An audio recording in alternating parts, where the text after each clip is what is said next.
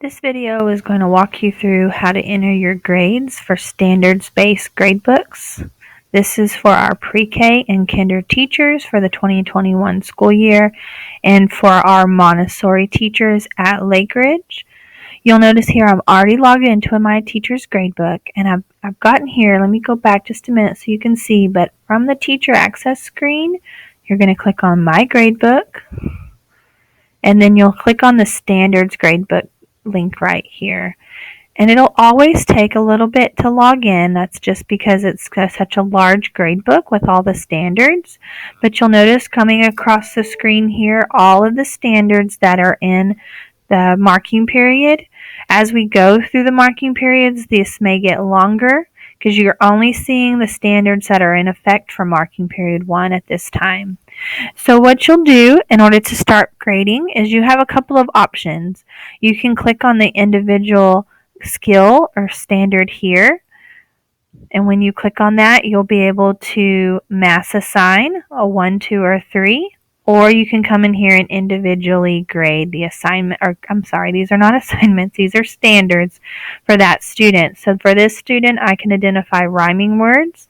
You would identify that as a 1, 2, or 3. If you need a refresher on what your grade marks are, you can click on that grade mark area here. And the 1 is the area of concern, 2 is making progress, and 3 meets standard. So once you come in here and do that, you'll hit save. If you did modify that assignment, you will be able to check that box here for modify so that the parent and you know that it was a modified assignment for that student. So again, you can mass assign. I can mass assign everybody as a 1 and then come in here and identify my 2s and my 3s for those students who may be above or below that average. Once I do that, I would save that. And then I would move on to the next standard. So this one is I can identify the initial sound of a 1-syllable spoken word. You'll go through all of the individual standards inside that gradebook in order to finish out those phonics. Then you can move on to reading, writing, math, science, social studies, and enrichment.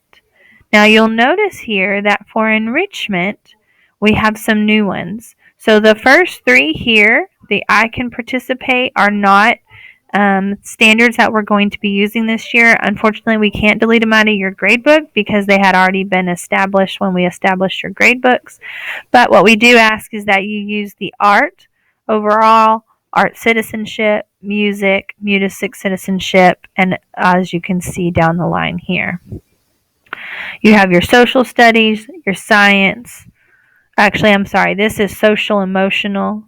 So you have your social emotional here. You have your enrichment. Social studies, notice there's just one standard for the first 6 weeks. There will be more as you go through.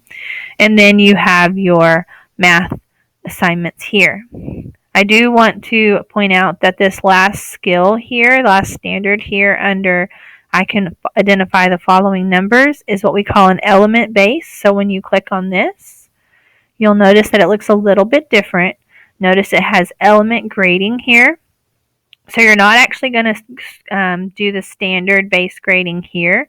You're going to click on that element grading, and you're going to identify which numbers each student can actually has mastered. So if they can identify numbers 1 through 10, you would simply put a check mark in those boxes and then save that. And that will print on the actual report card in such a way that the parent can see the physical numbers that the student has actually mastered.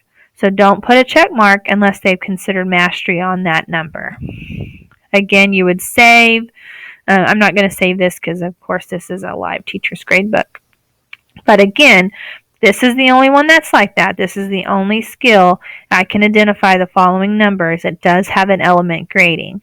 If you put anything here, it won't actually put on the report card because, again, we're just showing that element grading when it comes to this specific standard. Okay. So that's one way to view your gradebook. We have our kids along the side here and our standards going across the top. You can do quick grading here. If you've ever been in a secondary grade book, you'll notice that they have quick scoring. We have quick grading as in standards. So if you click on quick grading, it'll open up all of your students and all of their skills going across. So if you're doing testing on a student, you can quickly come through, identify their standards and what they should be going all the way across. Now again, you'll notice that I can identify letters and I can identify the following numbers. You're going to have to individually do that one because that cannot be done in this setting. So you're going to scroll across, enter all of your overall standards grades for each student, and then you can save that. And that's a quick way to go in here and identify the student standards. I'm actually going to come in here and delete these grades. As like I said, this is a live teacher's gradebook. I don't want to cause any confusion, so that's the only reason I'm deleting. But I'm going to save that and then save and back.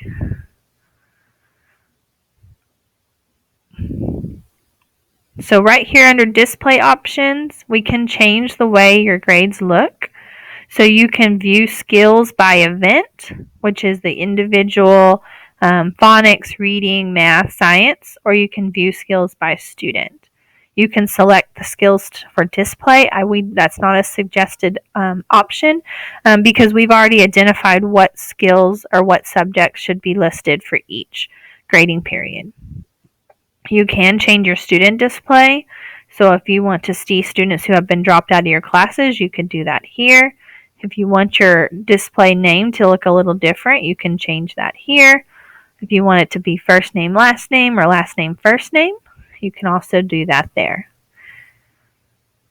And then if we go to event display, you can change the way some of this is reading. So if you want it to read and have a little bit more information, see reading versus reads at level, you can change that so you get a little bit more of the skill identified.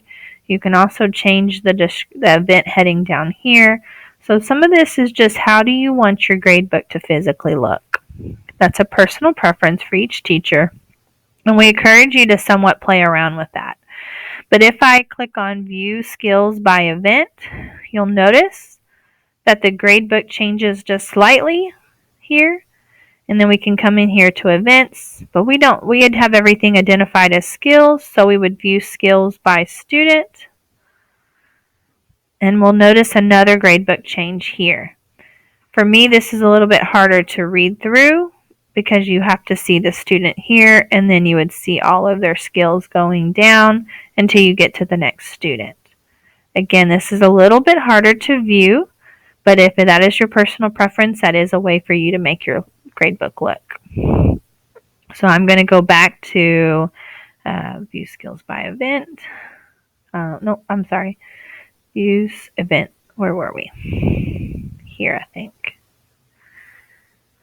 There we go. So we go back to how your gradebook originally looked here. So this is just a quick video to show you how to enter those assignments. Again, you can click on the individual assignment. I'm sorry, these are not assignments, these are standards. You could click on the individual standard here to grade one standard at a time, or you can click on quick grading to be able to grade across for the whole student for all standards assigned for that marking period. And don't forget, when you come over to math and that last standard here of I can identify, you want to ensure that you use the element grading to identify what numbers that student has mastered. When we get into the second marking period, if I change my grade period display and I want to go ahead and see my second marking period here, what you'll notice when you get into marking period 2, let's come down here to marking period 2 and notice how we have even more standards going across as they continue to grow. But one of the things we want to note is that when you get into the second marking period, you'll be able to see the first marking period's grade mark. So if you're trying to identify whether the student has remained the same or increased, you'll be able to see their marking period 1 and then be able to go in here and identify whether or not they're still that same grade mark or if it needs to be higher or lower.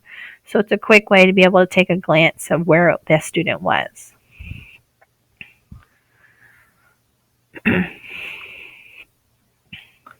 Some different things in here that you might want to take a note of is when you come up here to comments. If you want to add a comment to your student's report card, you can do that here under comments.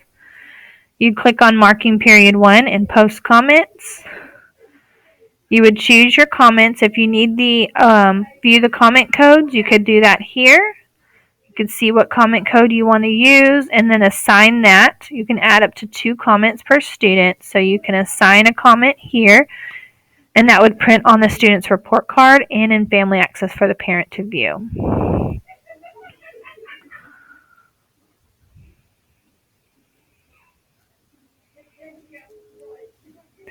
The other thing is you have your discipline, your message, and your message center over here. You can also click on attendance and take daily attendance right here from your gradebook screen. If you have any questions while working in your gradebook, we do ask that you put in a help desk ticket so that we can assist you. You'll notice you do not do any progress reports, so you only have to do your gradebook standards at the end of every marking period. Again, if you have any questions, we do ask that you put in a help desk ticket.